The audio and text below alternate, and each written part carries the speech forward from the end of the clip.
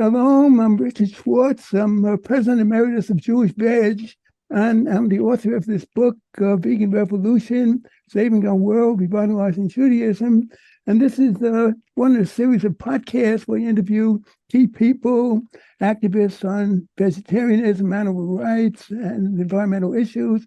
And we have a special guest tonight, Rabbi Dr. Avraham Stahl.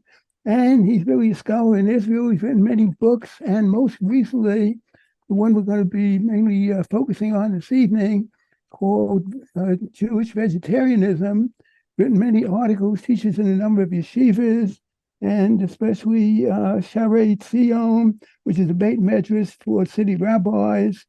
And he's, again, written over 50 articles in the Torah and academic journals. And he has a regular cultural criticism kind of column in Makor Baruch. So, Rabbi Stahl, welcome to the podcast. Hello, good to be here. Okay, very good. I want to start out by asking you, what motivated you to write this book, Jewish Vegetarianism? Well, like every rabbi, I received before Pesach many halachic questions. And I noticed that in the last few years, I received many questions from students about kitniot, about the prohibition of Ashkenazic Jewish to eat legumes, to eat kitniot in Pesach. And many students wrote me that they are vegetarians or vegans, and they have nothing to eat during Pesach because the main source of proteins in is either meat or beans or peas or other kitniot. So they asked why, if they can have a special permission to eat kitniot during Pesach, and that was the first time in which I had to think, what is the halachic status of vegetarianism, of veganism, of the decision to avoid eating meat, and that made me start researching and delving into these issues. Okay, sounds good.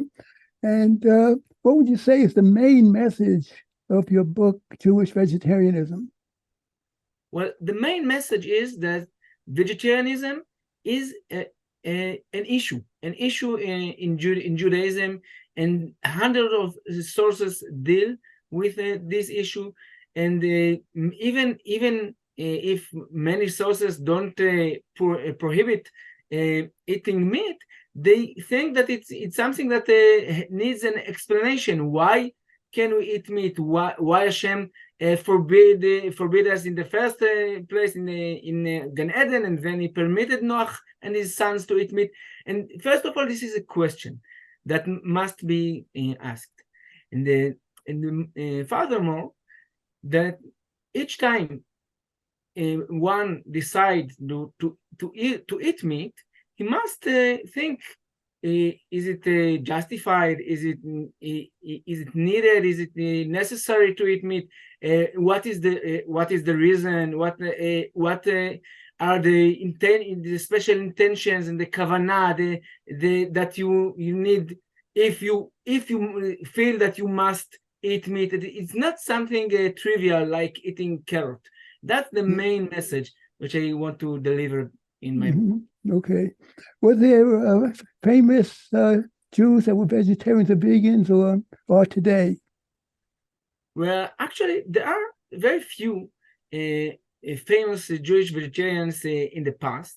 Maybe we can mention Philo of Alexandria 2,000 years ago, and then there were few other during the years, but there were many famous rabbis who were not vegetarians, but they were, as you can call, reducers. I mean, Rabbi Yosef Karo and Rabbi Yitzchak Luria, Ha'ari, and many other rabbis said that one should avoid eating meat during weekdays and eat only on Shabbatot and holidays, or just they say that one should avoid as much as he can from eating meat, and we can mention many rabbis, Hasidic rabbis, and other Kabbalic scholars which tried to avoid as much as they can from eating meat. Okay. So you understand your book has been out, published for a little over a year. Has it had any impact so far? Well, first of all, it had a very great impact in Jewish press in Israel, Israeli press. It was on every important media, newspapers and radio shows and TV shows and podcasts. And I think that every 2 or 3 days I meet people who tell me that they read it and either that made them become vegetarians, or it strengthened their vegetarian identity. So it really, I think it succeeded in its mission here in Israel. Right. So I know you've done a tremendous amount of research. Did you find anything that surprised you as you did all the research to write the book? Well, first of all, I must say that everything surprised me. I mean, I studied Torah for about 20 years, and I have PhD in Jewish thought, so I should have known better, but I knew, I think, maybe 3 or 4 sources out of the hundreds which I found during my research. So everything surprised me. But beyond that, when I talked to other rabbis, to Rav Yuval Sherloh and Rav Shlomo Vilk and other rabbis in Israel, I was very surprised to find out that many of them practice some sort of vegetarianism. I mean, some of the rabbis in Israel which I talked to, some of them avoid eating mammals, and some of them avoid eating meat during weekdays. There are not many strict vegetarians, but many of them practice some sort of reducing eating meat, and it really surprised me. Now, some say that it's mandatory for Jews to eat meat on Shabbat and Yom Tovim, the holidays. What's your response to that? Well, first of all, there is a great disagreement within the poskim whether there is an obligation to eat meat on Shabbat. In Shabbat, most of the poskim say that there is no such an obligation, and in Yamim Tovim, in holidays, there are more poskim who think that originally there is such an obligation, but that depends on the fact that the meat make you happy. So if one doesn't have happiness when he eats meat, so there is no reason to do it. Right. Also, isn't it true that like the former chief rabbi of all of Israel, Shlomo Goren, was a vegetarian, and Rabbi Shai Yashiv Cohen, former chief rabbi of Haifa, and his father was an Nazir, Jewish Islamers, you know. So the fact that famous rabbis have been vegetarians, that would seem to indicate that it's really a choice. Would you say it's a choice that vegetarians can't say you must not eat meat, and meat eaters can't say that you must eat meat? So it's basically a choice. Would you agree with that? Yes, we have testimonies about rabbis who avoided eating meat, and these questions arised in some sources. In the Sdei 200 years ago, he tells about a rabbi who didn't eat meat, and people asked him what does he do in Shabbat, and there are in generations of rabbis who said it's okay. Right. Now, you know, Rav Kook felt that the Messianic period will be vegetarian. You know, I think based on prophecy of Yeshayahu, Isaiah, that ideal time, the wolf will dwell with the lamb, the lion will eat straw with the ox, no one shall hurt nor destroy in all of God's holy mountain. So what are your comments about that? And are there other rabbis that that also feel that or felt that the Messianic period will be vegetarian? Well, we don't know a lot about Messianic period, and we don't know when it is going to come.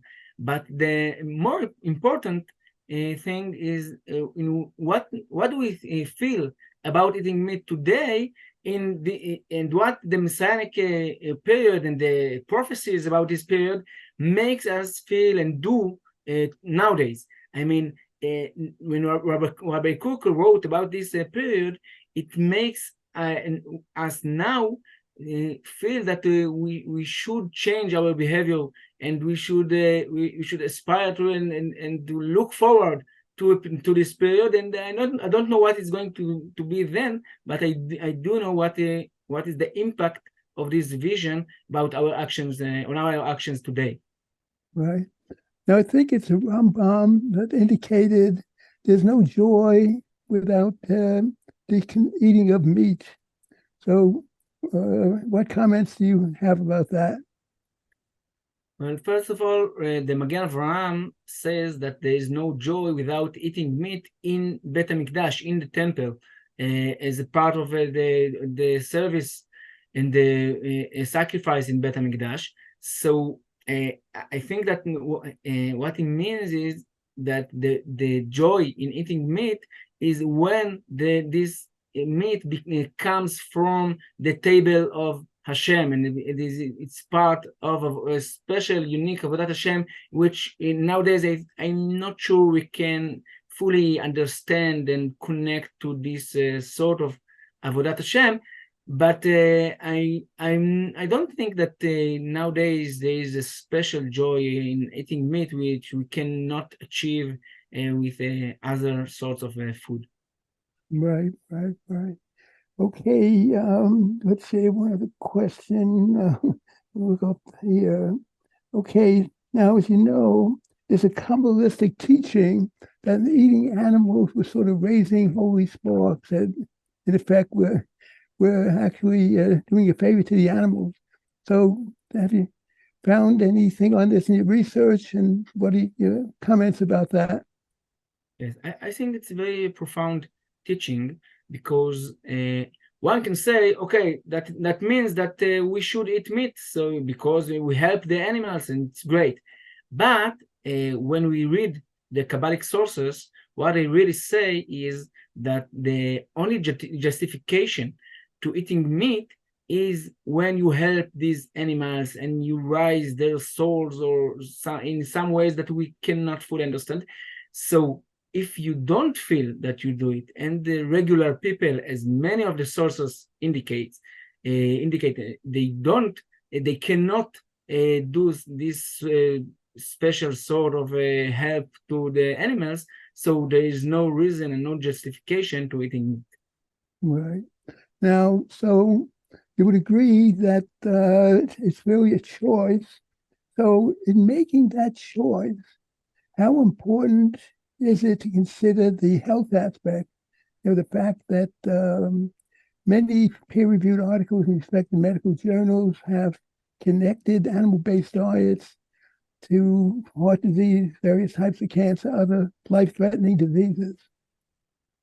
Well, the health issue has two aspects.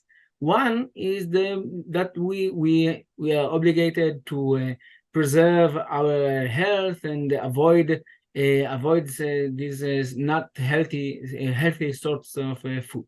But the other aspects, and maybe it's more interesting, is that many of the sources say that the reason we were permitted to eat meat is for our health. What the Rambam says that every doctor you ask will tell you that the human body needs for its health eating the meat. So when we know that now we don't need these sorts of food, and actually they even damage our health, so there is no justification to eat meat.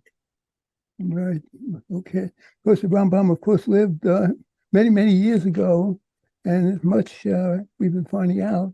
And, in addition, by the way, we just went through that coronavirus, and they found that pandemics are much more likely, many of previous pandemics, because of the tremendous mistreatment of animals. And speaking of that, so how important a factor should that be? As you know, Judaism has very strong teachings about compassion about animals. Jews are to be Rachmanim b'nei Rachmanim, compassionate children of compassionate ancestors, emulating God, as it says in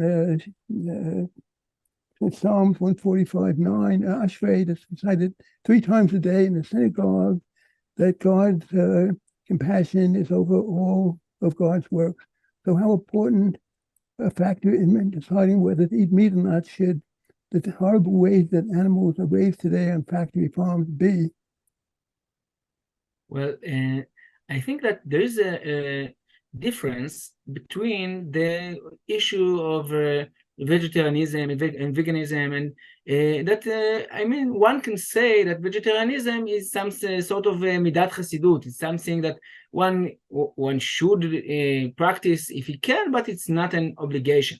But when we deal with the ways that the industry today treats animals, so it is close to be a strict halachic prohibition. I mean, the prohibition of tzar ba'alei chaim, it's something very very serious, more serious in the halachic its halachic status, and there is a really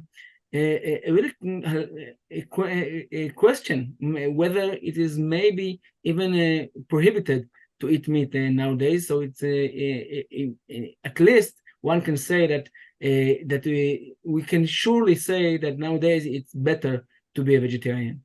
Right. Now, as you know, in the Torah, eating meat is related very often to tava, to lust and all. And nowadays, as you know, there's many plant-based substitutes, from soy and lentils and all. And many have indicated that there's been so much improvement that the plant-based substitutes often have appearance, texture, and taste very close to that of the animal products. So how big a factor should it be that now people can get the same taste without having any animals being killed and all the other negative effects of animal-based diets? Well, actually, nowadays we have also these cultural meat products that maybe even more similar to meat, and Right. there are many poskim that say that one of the reasons that we should be maker in some halachic questions that arise around the cultured meat is that we wait to the period, to this messianic period, that we should have some really substitutes, and that's our goal. And we should do as much as we can to replace the meat with other products. Right. Now, is it true that the rabbis have indicated that kosher meat, which of course comes from the cells of the animal, so as you say, it's very close to meat, but without many months of animals being mistreated, and so we don't have those negative effects and all. So let's see, the point I was going to make that, so the rabbis indicate that the kosher meat will be kosher and even parva. Have the decisions been made? Well, there are many sources to cultured meat. I mean, there are some sorts of cultured meat which came from a non-kosher animals and from kosher animals, and so there are many sorts and many different sources to this meat. But there are some sorts of meat, and in Israel there are some factories who produce them. There are some sources that one can safely say that they are kosher and they are parve, and I think that that's the next step. the halacha and the world. Right. So far they have indicated that because if it's from itself an animal, such a small part of the animal that could be kosher, and so that could make a big difference. And especially, as you know, one of the big issues, the biggest threats to humanity today is climate change. And we've seen so many examples of tremendous flooding in California, the wildfires in Hawaii and Maui, that so many people have lost their homes, et cetera, et cetera. And there's so many wildfires in Canada, and they've been affected in the U.S. also, with the smoke making the air quality very bad and all. And the animal-based diets, because of them, many vast areas, actually about 43% of the ice-free areas of the world, are now used for grazing and growing feed crops for animals. So how important a consideration should that be to the person deciding on their diet? Well, some sources indicate, some interpreters of Parashat Noach say that the reason that Noach and his sons were permitted to eat meat was because of the climate change after the flood. And because this climate change, they didn't have fields. There were no other options. They had only meat. So because of this climate change, they had to eat meat. And I think that these sources indicate that whenever the climate will change again, and as we know it already changed, and eating meat will be a threat to the climate and a threat to humanity. So it's obvious that we should return to our first prohibition from Adam and Eve in Garden of Eden. Right. Oh, okay. So that's very significant, tying it in with Adam and Eve, first human beings in God's creation. Of course, in Gan Eden, in chapter 1, verse 29, God's first dietary regimen, strictly vegetarian and all. And that, of course, is very consistent with modern science, what they're finding out, that, of course, we are much closer herbivorous animals in terms of our teeth. We don't have the sharp, long, dagger-like teeth. And of course, our hands are often the claws of carnivorous animals. Intestinal system is different. So how important a consideration should that be that God's initial diet was vegetarian? And then again, as we mentioned, Rav Kook and others felt that the Messianic period would be vegetarian. And I think it was Yitzhak Abraham who indicated it may be the manna from heaven that kept the Israelites in good health for 40 years in the desert. Maybe that was God's second attempt that people should be vegetarian. So any comments about all of that? What's so interesting with the permission to eat meat is that it was given to us twice. The first time was after the flood with Noach and his sons, and the second time was after the walking in the desert after eating the man.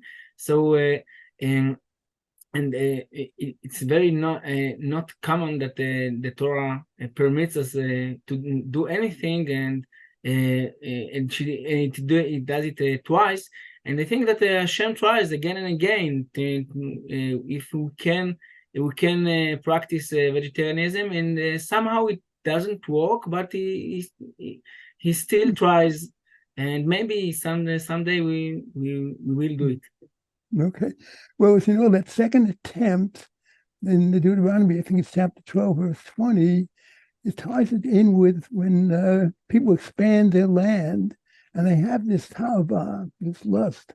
So would you agree that in the Torah, meat eating is associated with lust, and again, we have the 7 species that are looked on very positively, and of course, they're all plant-based products. So, your thoughts on that? Again, we have a choice, but eating meat has been looked on negatively in terms of, you can't overcome the tava, that strong desire.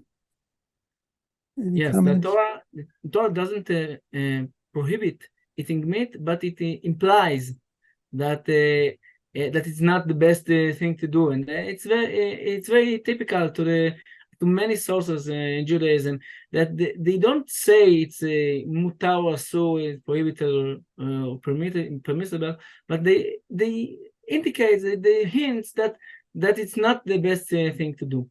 Right. Now, as you know, approximately Rav Soloveitchik, one of the great thinkers and American rabbis in the 20th century, surprised a lot of people when his book came out and saw his comments about vegetarianism. So I wonder if you can comment on what was Rav Soloveitchik's views about vegetarianism. Well, Rav Soloveitchik, when he writes about vegetarianism, it seems like he is a strict vegetarian. I mean, he said that it's almost like a murder to eat meat, and the Torah barely permitted it because it had no other choice, etc. But when I talked to his daughter, to Rabbanit Tova Lichtenstein, she told me that her father ate meat even during weekdays, and her husband, my rabbi, Rav Aaron Lichtenstein, also. So it's a question for me. Right, but he did speak out very strongly about vegetarianism being the ideal in Judaism. Yeah, that's for sure. Right. Okay, well, you've raised many very good points, and I want to wish you much success with your book, Jewish Vegetarianism, because I think, would you agree that there's sort of been a movement, especially in Israel, and many consider Israel a vegetarian or vegan capital of the world?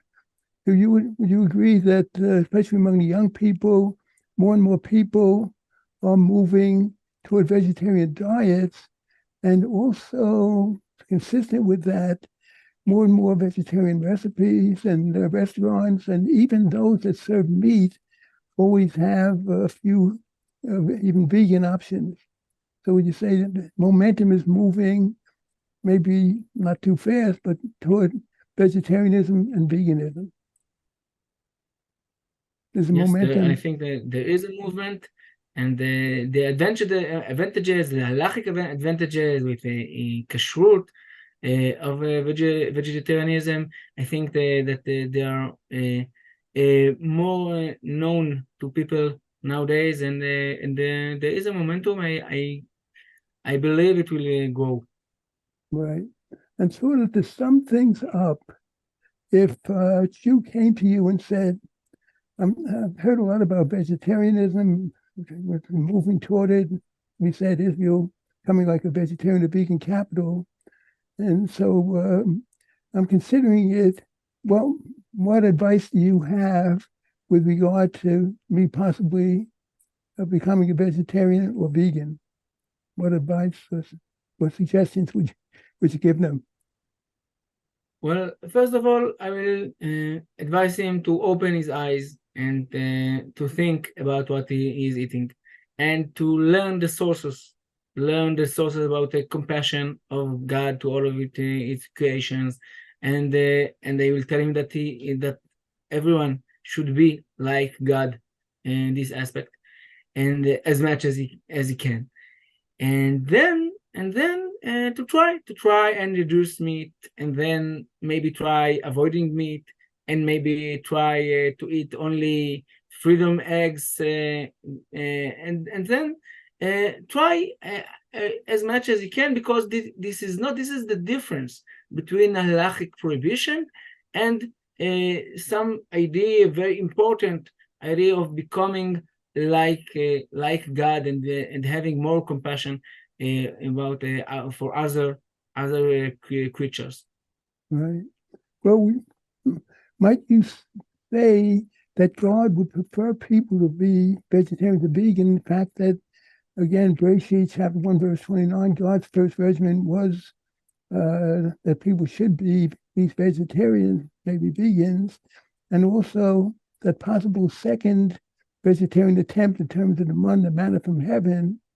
So could one argue, again, we don't know, of course, God's will, that is there some evidence that God would prefer that Jews at least be vegetarians or vegans?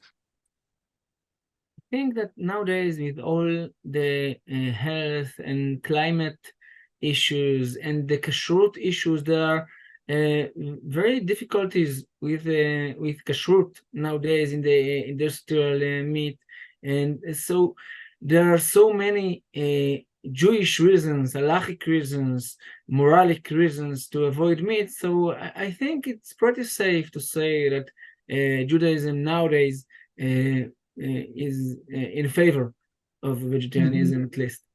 Yeah. And you mentioned the kashrut issue. Is it true that there unfortunately has been many scandals that, people have found out that it wasn't quite that kosher? Now, also, would you say that it's much easier to be kosher on a vegetarian, even more of a vegan diet? You don't have meat in the house, you don't have dairy, you still have to be careful about bugs and other things, but you agree that it would be much easier to keep kosher.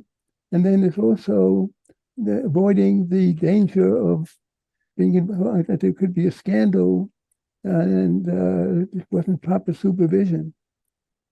Well, that it's much easier, that I can tell from my personal experience. I mean, since we have only one set of dishes in the house, it's much more easier.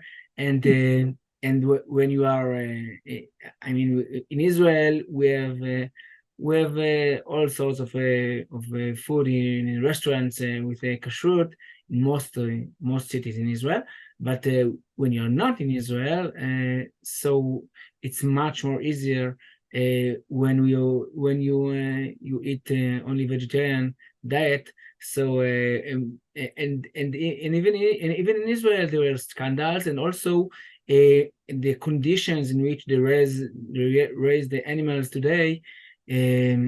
Many of them have injuries, and they are it's fake trephot, and there are all sorts of problems with eating meat.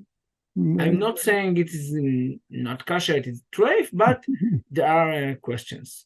Right. Okay, Willie, want to thank you very much for your very, very thoughtful answers. So I'm wondering if maybe there's some question I should have asked and didn't. Wonder if you have any final thoughts, if you want to make any comments that I didn't bring out through my questions. Well, the questions were great, I think. Thank you. And I hope the answers will help also. Yeah, the answers were very good. Okay, so looking forward to getting the link for this, and I'll certainly send it to you, and we'll try to share it widely, because at least there should be a dialogue on this. We may not have all the answers or the final answers, but if we can get some dialogues going, I think it could be a Kiddush Hashem in showing the relevance of Judaism's eternal teachings to some of the big issues today. So once again, thank you very much, and wish you much success with your book and all your writings and all your wonderful scholarship. So thank you very much. Goodbye. Pleasure. Shalom from Israel. Shalom.